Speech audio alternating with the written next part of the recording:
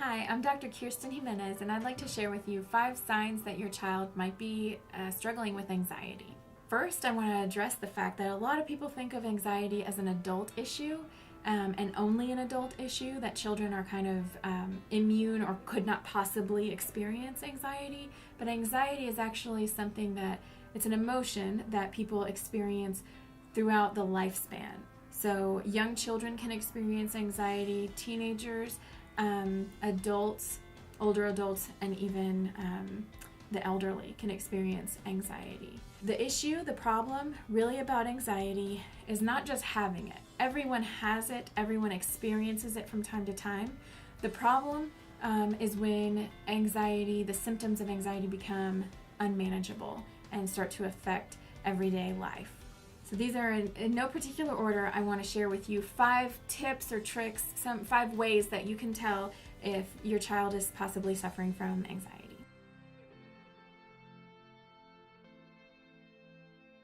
Tantrums.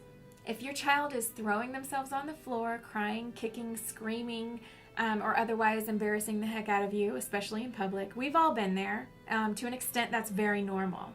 And it's expected behavior, especially when someone is younger than 4 years old. The issue with tantrums is if you continue to see the behavior in your child when they are 4 years old or older, that may be a sign that your child is experiencing anxiety.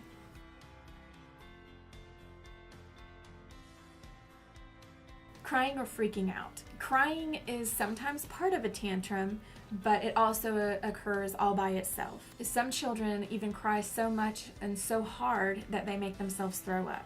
If your child is crying, freaking out, and generally stressed out for prolonged periods of time, and doing that, like having that reaction and crying, freaking out for every little thing, your child may be experiencing anxiety.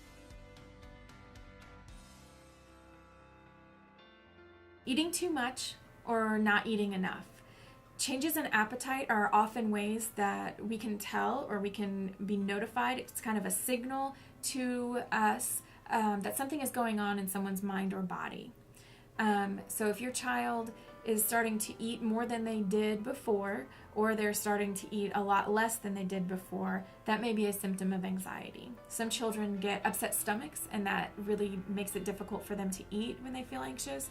Other children have bad feelings in their stomach, and they try to eat to soothe that discomfort, and that can tend to lead to overeating. So it's something that is really important that you keep an eye on, not just how much your child is eating, but changes in their appetite or in their cravings.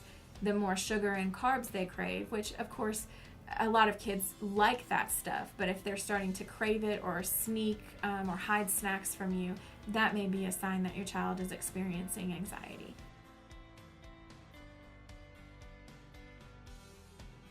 Having trouble falling asleep.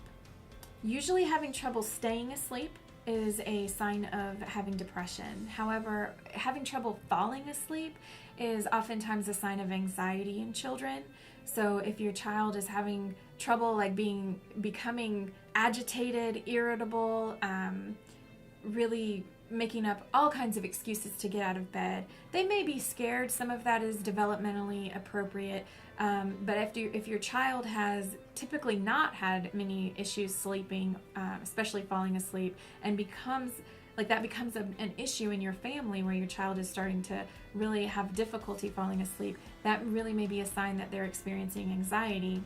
That's something you definitely do want to get your child in to see a mental health professional about sooner rather than later, simply because having sleep disturbances or not enough sleep can really affect a lot of other ability to function, like being able to think or concentrate clearly for your little one, or being able to self-soothe and calm down to express themselves instead of having tantrums or instead of crying for every little thing. So it can really influence a lot of the other symptoms of anxiety.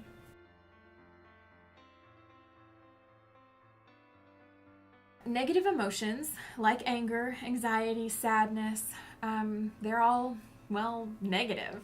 And sometimes it's really difficult for little ones to figure out or differentiate one negative emotion from another. So even though a child may be experiencing anxiety, it may come out or come across as being angry. So they may be irritable, yelling. Again, that kind of influences the throwing of tantrums, but they may not do full tantrums. They may just be angry at every little thing, or things, they start to be maybe perfectionistic, and that makes them angry when they didn't get the 100 on the project. Instead, they got a 98 or a 99, even worse. Those kinds of things are signs to look for, because anger is one of the most, I would say, misunderstood emotions, in that it is layers. Anger, it never stops at anger.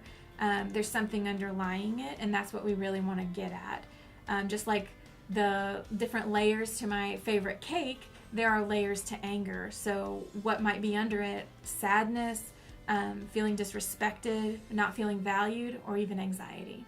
So if your child is having a lot of anger outbursts, your child may be experiencing anxiety. Again, I'm Dr. Kirsten Jimenez, and I invite you to give me a call for your free consultation at Clear Life Counseling and Testing.